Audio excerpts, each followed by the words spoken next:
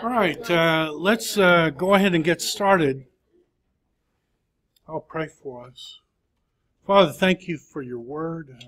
Thank you for the power of your word. Thank you for the meta-narrative, Christocentric, plot, symmetrical beauty to your word. I pray that as we look at the biblical theology of these passages today, that you will help us think higher thoughts of you and of ourselves, inherently lower thoughts, and at the same time of ourselves as recipients of your promises. I pray that you would help us see what's the height, the breadth, the depth that you have planned for those who love you because of your grace, love you because of the new heart that you've given. I pray in all of it that you would magnify Jesus and magnify your holy and great name. And it's in Jesus that we pray. Amen. So, today, we are looking at Genesis 26 through 35, long section. I imagine most of your homework time was taken up just reading through those passages. What did you find interesting when you walked through that long section of Scripture? Jeff? I've always been really, really confused about the thing that Jacob did with the spotted and streaked tree limbs. Yeah, so he wants the goats to have spotted, and so he puts spots in front of him. The best explanation I've seen of that is it's some form of sympathetic magic, that he thinks that he can influence. Of course, there is a power making them spotted, but it's not Jacob, it's someone else. Good. Tell me your name. Thomas. In the beginning of 26, it's kind of interesting that Isaac puts Rebekah as his sister, just like Abraham did with Sarah. Yeah, it's almost a generational sin, isn't it? I mean, Abraham could say, she really is my sister. What he did, I think, in heaven, he would say was wrong. And I think in heaven he would say, I was operating out of the flesh when I did that. But it's interesting that his sons don't have the fallback, but they fall into a similar sin. And perhaps that points to the fact that we do inherit stuff, bad stuff from our parents. But God breaks the power of canceled sin with Boaz. Boaz's mother is a prostitute. And of all the people in the Old Testament, he's the one guy who's sexually pure. So you would think if anyone was prone to sexual sin, it would be Boaz. And Ruth comes, she's beautiful. Her mother-in-law said, uncover his feet. That's probably a euphemism. Make sure you take a bath, lots of perfume. He'll tell you what to do. Wait till his heart's merry with wine. Wait till the middle of the night. I mean, she's setting her up. And yet Boaz can say no. How can he say no? He can say no because God made him different. Break the power of canceled sin. That's a great comment. Tell me your name. Cody. Cody. I was kind of shocked and confused at Jacob having 12 children with 4 different people.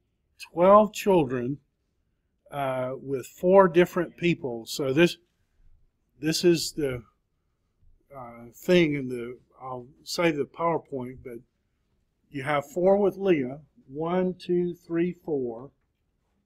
Rachel is jealous. She can't have, so she passes off Bilhah. So he has 5, 6. Then Leah is jealous of Bilhah, so she passes off Zilpah, 7, 8. Then the whole thing with Issachar, 9, 10, and then finally 11. And a girl, Dinah, So that's a lot of. And Cody, what did you take away from that? So he's 77 years old when he goes. He's 84 when he marries. He wants to marry Rachel. He ends up marrying Leah. Then within the space of like 12 years, he's slept with 4 different women and had 12 kids or 13 kids. It's just like, I know, like, God was kind of using him at the time. So it was like, how was he trying to, like, honor God but live the life he was living at the same time? It really confused me. Let's explore that, Cody. So help me with Jacob's relationship to Rachel. So he's 77 years old. He shows up. Wasn't it, yeah, it's Rebecca's first. Oh yeah, they're cousin. But like, help me. Like, how does he feel toward Rachel? Like when they're having children? Before Before, like when he first met her, he was like in awe. Like, smitten, I love her. totally smitten. The Laban says work 7 years. He says, great. It seemed to him but a few days. Yeah. He's totally smitten with Rachel. So I want to ask you all this. What do you think then about Jacob's wedding day and what happened? The Bible must not have had very good eyesight. That happens a lot. It is dark out in the middle of the desert, so, and it is a mishteh, a drinking party that Laban threw, so they may not be in possession of the best of their faculties. But Laban sneaks Leah in, and the deed goes down. Now, don't want to be gross, but help me with that. What had to happen for that to go down? So Laban comes and says to Leah, okay, we're gonna let you pretend to be your sister. And did you pick up the irony that he got the blessing by pretending to be his brother? So did you get that? So Leah's going to pretend to be her sister, but is she complicit at all in what goes down? So it's really dark. Jacob's been drinking. Is she complicit? So how many of you know no, she's not complicit at all? Did she have to agree with it for it to happen? Exactly how much of a say as a female. Okay, it's really dark. Okay. Yeah. All she's got to do is say, you know I'm Leah, right? You didn't say a word because you know their voices. Right. She always felt bested by her sister. So would you grant that she's complicit in... Okay, what do you think about that? Two people. Jacob is smitten in love with Rachel, and her sister sneaks in. What? Well, like reading the rest of the passage and like seeing her, like every time she has a child and she says, Charlie, you will love me now, Charlie, you will love me now. It's like heartbreaking. It's heartbreaking. All she wants, like the only reason she goes along with it is because she wants to be loved. And she's using what to get that love? Children and physical love. I mean, she's trying to do everything in the world to win the love of one man. And does she get it? I mean, the text, did you pick it up? The text says he hated her. He hated her. Now, she has 6 children. Okay, help me with the math of that. He hated her. She has 6 children.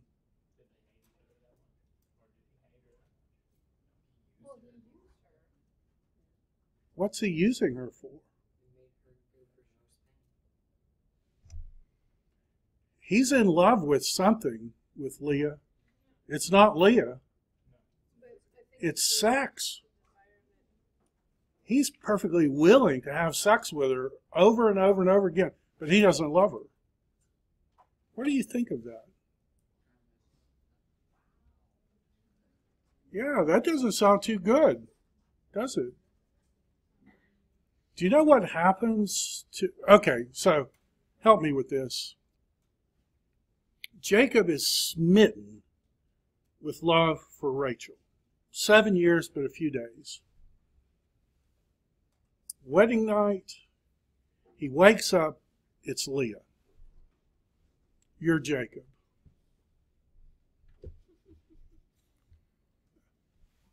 What would happen? You're Jacob. You wake up. You have been enjoying marital bliss, like all get out. You wake up and it's the wrong person, and you're Jacob.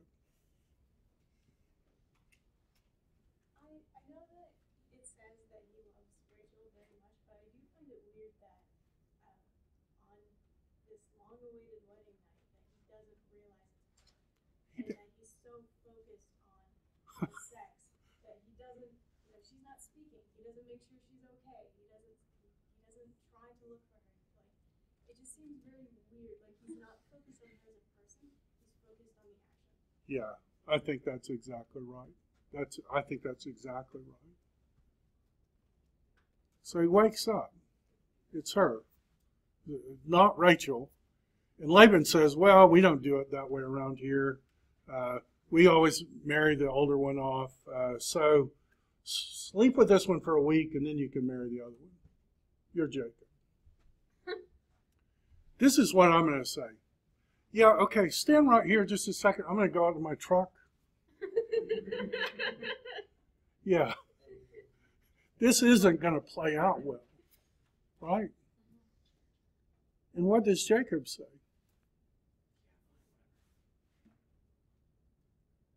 Sounds good to me. What? Sleep with this one for a week, and then you can marry the other one. Okay. What do you think of somebody who says okay to that? He's so in love, he can't even count time right. Sleeps with Leah. Sleep with her a week. Okay. We just have to have two wives, I guess.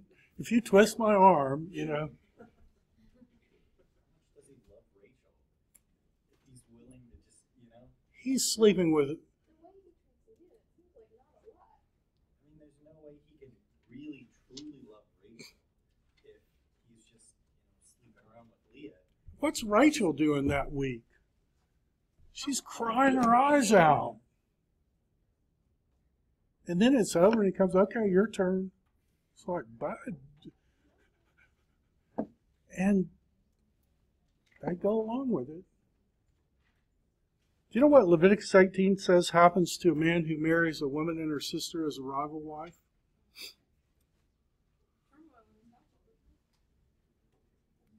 It says you stone them all. You kill them. Because that's evil. And where do all 12 patriarchs come from? A man who married a woman and her sister as a rival wife.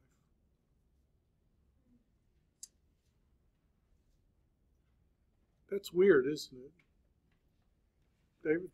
It gives a whole different dimension to God's grace because we think of he's so willing to accept every sin we do and he's willing to cleanse us of that. But literally every second of his life was a sin because every second that he was married to two people, kind of four people, really, he's sinning. Yeah. Polygamy, that's. Yeah. I saw Chloe's hand. Yeah, just going back to the did he really love her? I forget which verse it is, but basically it says that he loved her because she was beautiful, but he had no sparkle in her eyes.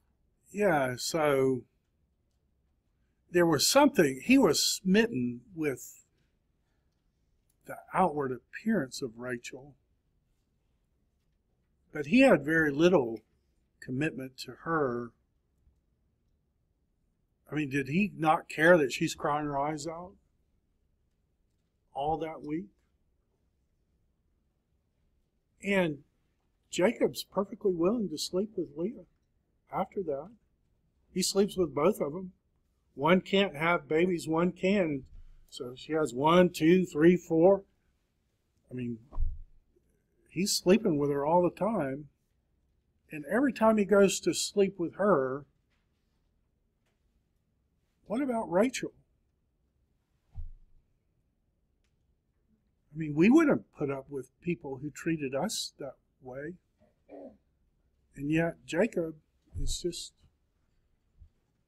Does it tell us anything that, like, after a while, it stops referring to, what is it, Bilhah and Zilpah as their maids, like their nurses, and it starts referring to them as his concubines? Yeah, I mean, they come up with, and this is, who was it? Thomas, who made the whole generational sin thing. Who else had passed there? Sarah had passed her. And so, a generational sin, they said, okay, and if we were reading this story today, who would Bilhah and Zilpah be in the story today? If be the maid, right? Oh, I have an employee and she won't care. Just go sleep with her. Okay. You've got the cook. Just go sleep. Okay. If you say so. Sleeping with 4 different women. 2 of them are employees. 2 of them are sisters. And it's like, how in the world is God not carpet bombing that family? And he doesn't. He's showing grace. It's like Rachel and Leah have to know, because that's the whole reason they're giving Bilhah and Zilpah to, because they know that he's obsessed with sex and obsessed with, like, having children. So, Like clawing for attention and something, like clawing for favor. and is Leah committed to Jacob's best interest? What did it take for her to climb in bed and pretend to be her sister? She's thoroughly willing to deceive Jacob. And then we have this story. Reuben, the firstborn, has some mandrakes. Do you know what a mandrake is? So, I would say do a Google search on mandrake, but let's just say they look like a doll, maybe an anatomically correct doll, that is used for something. 2 things. It's a narcotic. So think opioid, crack cocaine, heroin. It's a drug, and it's an aphrodisiac. Something that makes people want to have sex. So that's what a mandrake is. All cultures, they're used in witchcraft. Look it up on the internet. You're not even supposed to touch them when they're harvested.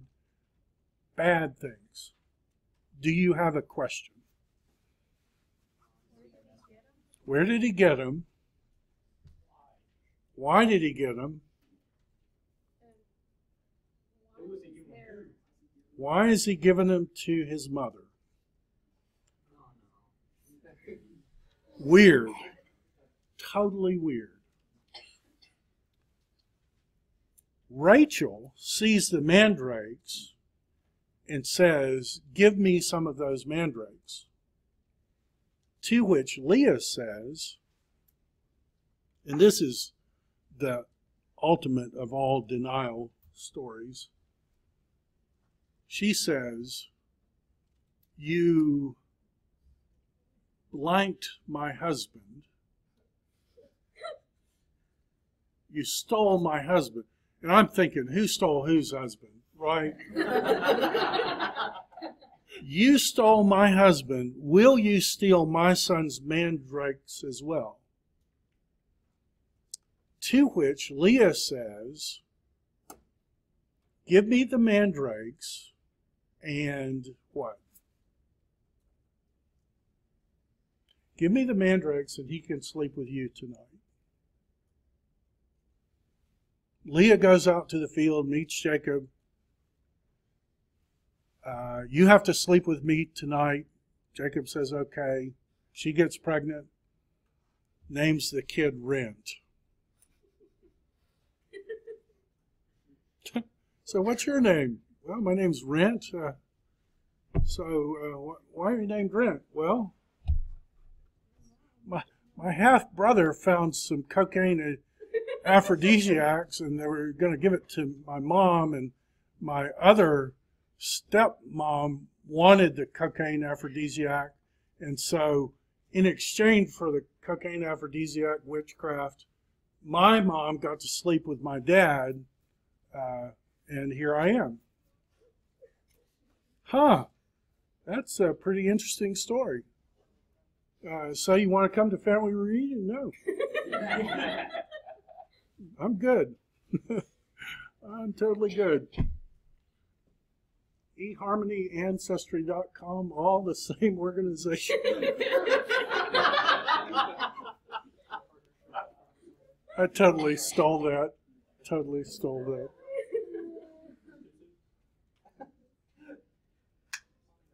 Is that good? So Rent happens, and then Zebulun happens. So what does that tell you about Jacob and Leah? It's on again. Then Rachel has Joseph and names Joseph's name means let him do it again. That's what his name means. Huh.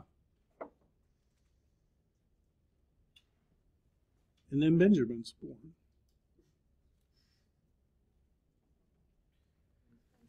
Tell me, what's that about? Well, let's read Leviticus 18.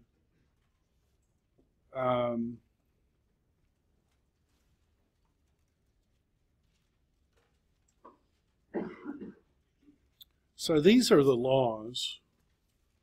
Speak to the people of Israel and say to them, I'm the Lord. You shall not do as they do in the land of Egypt where you live. You shall not do as they do in the land of Canaan. You shall not walk in their statutes. You shall follow my rules, keep my statutes. I'm the Lord your God. You will keep my statutes and my rules. If a person does them, he will live. I'm the Lord.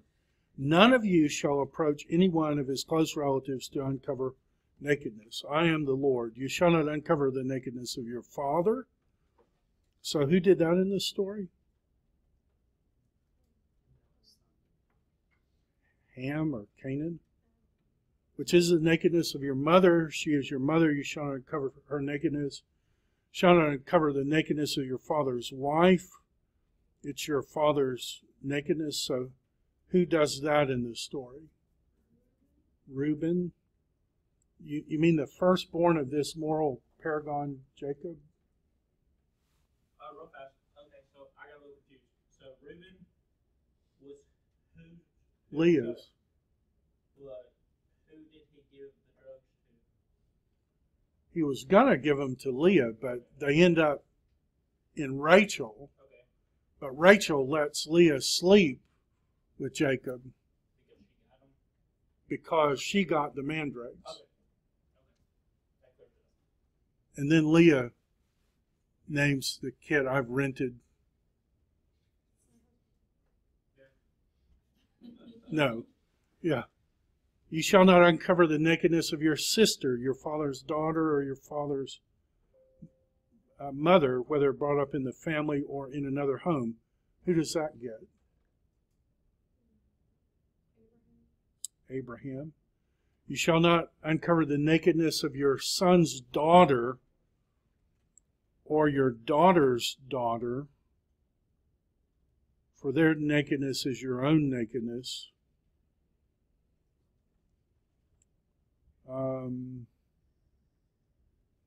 Lot slept with his own daughters. You'll not uncover the nakedness of your father's wife's daughter, brought up in your family's house, and she is your sister. You shall not uncover nakedness of your father's sister. So if you marry your father's sister, all these people are going to be stoned. If you marry your father's sister, you're going to be stoned. So if you marry your aunt, you get stoned. Now, who wrote this? Moses. And do you know who Moses' father married? Moses' father married his aunt. So what does that make Moses? An illegitimate child. You shall not uncover the nakedness of your mother's sister. She is your mother's relative. You shall not uncover the nakedness of your father's brother. You shall not approach his wife. She is your aunt. You shall not uncover the nakedness of your daughter-in-law. Okay, who does that get in the story? Anybody in the story sleep with their daughter-in-law? Give you a hint. The answer to all these questions is yes. Judah. Judah sleeps with Tamar. She's your son's wife. You shall not uncover your nakedness. You shall not uncover the nakedness of your brother's wife. It's your brother's nakedness. Cover the nakedness of a woman and of her daughter. You shall not take her son's daughter or her daughter's daughter to uncover their nakedness. They are relatives. It is depravity if you do that. You shall not take a woman as a rival wife to her sister, uncovering her nakedness while she is still alive. Who is that? So, of all the people in the patriarchal families, who is a legitimate child? Nobody.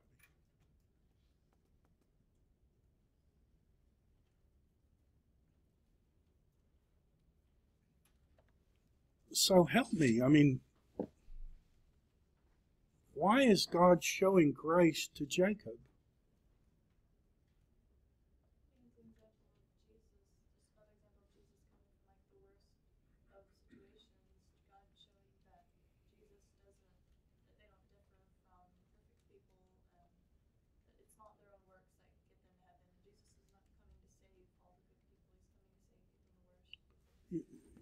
He's coming to save the worst. So Reuben is the natural born firstborn son of Leah. So he's playing with mandrakes. That's the first thing we hear from him. The next thing we hear from him is that he's sleeping with Bilhah. Help me there. How does that happen? So she's an employee. She's the cook or the maid or something. Jacob and her do the deed. 2 children are born, Dan and Naphtali. But does Jacob love Bilhah? Do you think Bilhah wanted romance in her life like anyone else? So how does she end up sleeping with Reuben?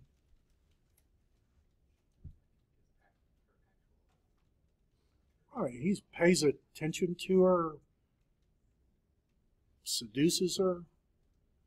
Do you get the fact that she's a much, much older woman than he is? And what happens to Reuben when Jacob finds out that he sleeps with Bilhah.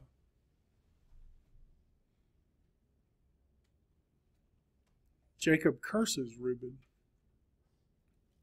So who's the natural firstborn then? If Reuben's out, who would the natural firstborn be? Simeon. So Simeon and his brother Levi have a sister named Dinah.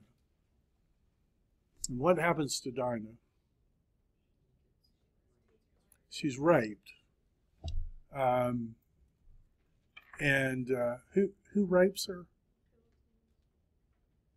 This guy named Shechem. Does Shechem love Dinah? The text says he's smitten with her.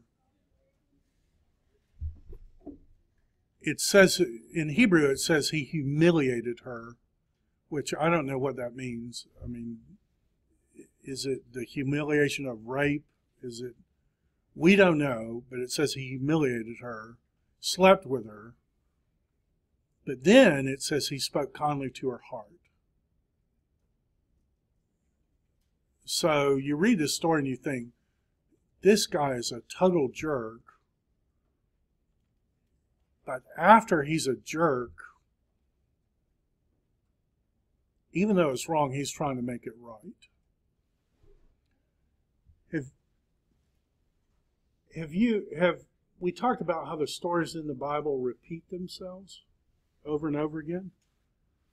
Do you know there's another story in the Bible of somebody who's smitten with love with someone and orchestrates it where she comes in his room, he rapes her? Do you know that story? It's Amnon and his, I think it's his half-sister Tamar.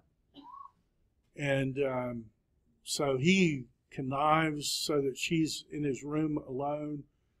Same thing, he takes her, he rapes her. But what does Amnon do after he rapes her? It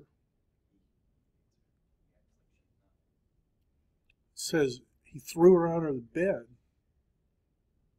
And she begs, oh, talk to David. What you did was wrong, but he'll let us marry, and it was wrong, but we're better off, and I'll be totally rejected. And what does Amnon say? He says, get out. And she's crying her eyes out, and he calls his guards, and they drag her out and throw her out the door. Of those two stories, which is worse, Shechem or Amnon? I mean, they're both horrible stories. Which one's the more despicable? I would say Amnon. Ends up getting killed by his brother's civil war. That's where Absalom comes from. But I know you have a question. Well, what about Shechem? Well, this is what Shechem does. He doesn't let Dinah go home. So he rapes her, but he's keeping her. And he goes to Jacob and he says, how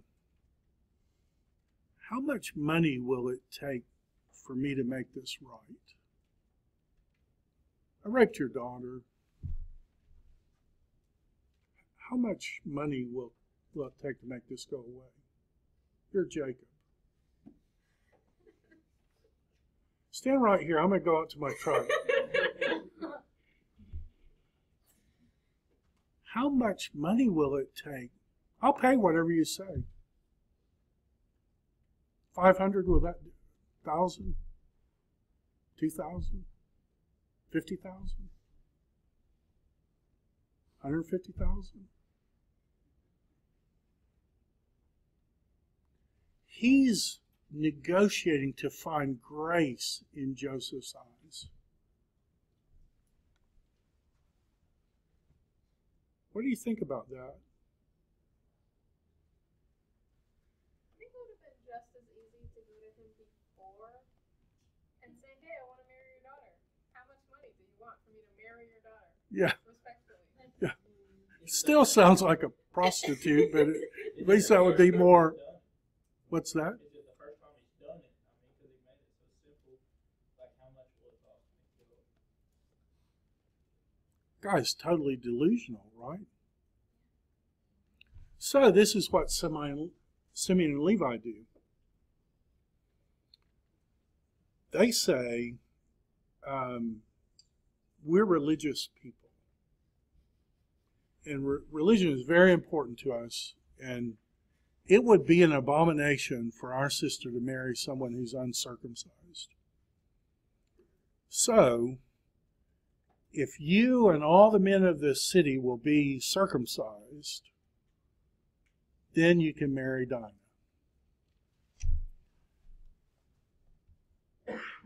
And Shechem says, okay. Now, I don't know if you know about adult circumcision. You know, we circumcise babies when they're 8 days old, and the recovery process is about a week. The recovery process for circumcision in an adult man, like, is a month. And I can only tell you that in Hebrew, this is what it says about people who are circumcised. Adults get circumcised, and it says in Hebrew, when they came alive again. Like, how bad was it? Well, for a few days we were dead. When they came back alive, it's like, okay, bad. So, Shechem must be taken with this girl enough. He says, okay. And he must have enough power. He talks everybody in the whole place to get circumcised. And then what happens? While they're in the height of their pain, what do Levi and Simeon do? They take swords and they kill every single person in the town. Now, help me with that. Does that seem a just response? I mean, the rape is horrible, but is it justice to kill the whole town in response?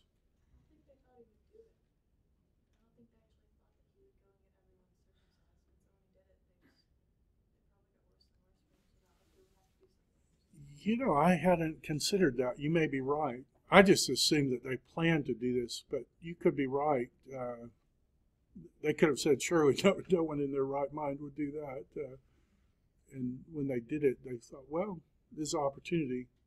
So they kill every man that moves in that city. And then what do Levi and Simeon do? They bring their sister home, but there are all these widowed women there. And they're lonely. And they need a man. I got an idea. Let's take them all for our wives. Huh. Does that sound like justice to you? And remind me how Leah has children in the first place.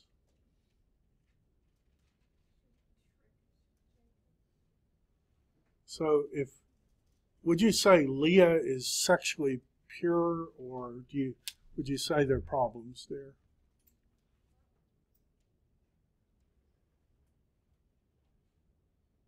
They use religion to kill the whole town. And here's where it's beautiful. What city did that happen in? What's the name of the city?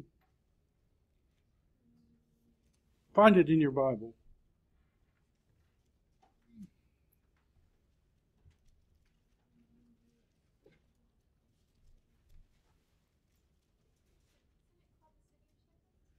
It's called the city of Shechem.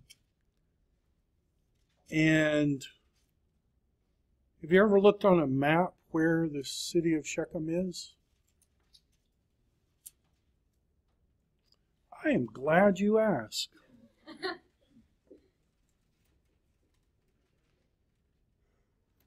Because the city of Shechem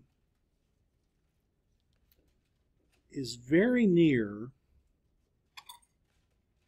a place in the New Testament. And I know what you're thinking. Where in the world is this going? Very near a place in the New Testament.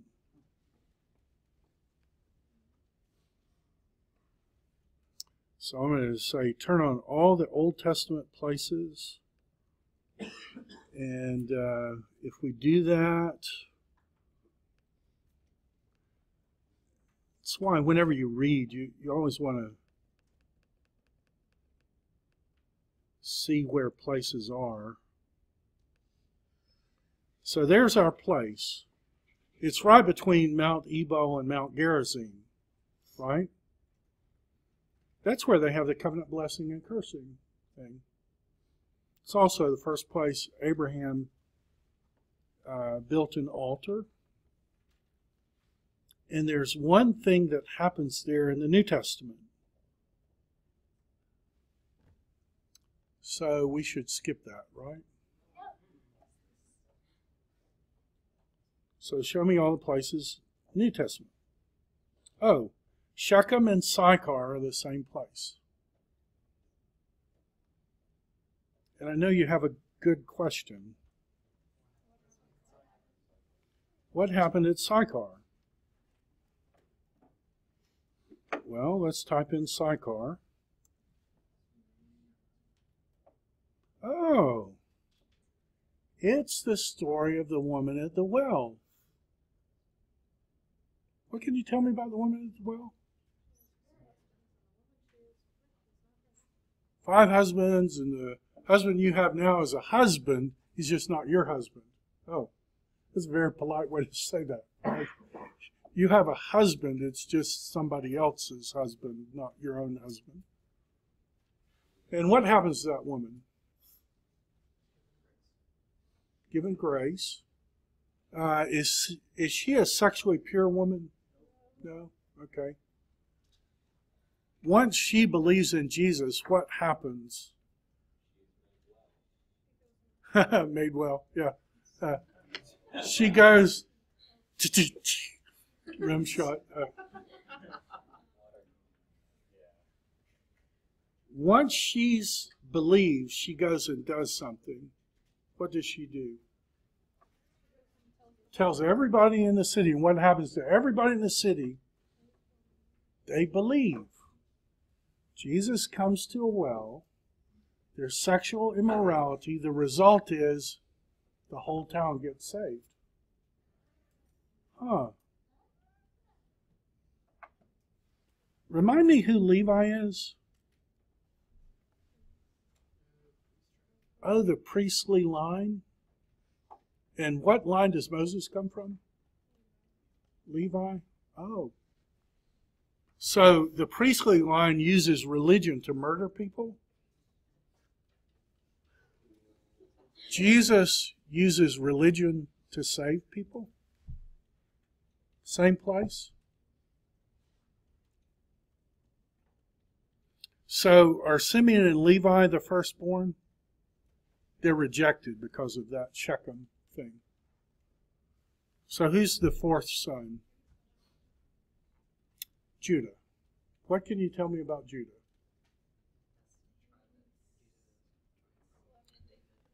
Jesus comes from, and David comes from.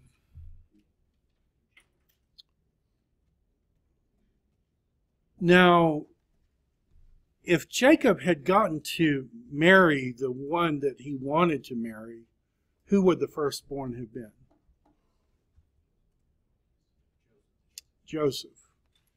And is Joseph sexually impure, or is Joseph pure? And that's where we're going to pick it up on Friday.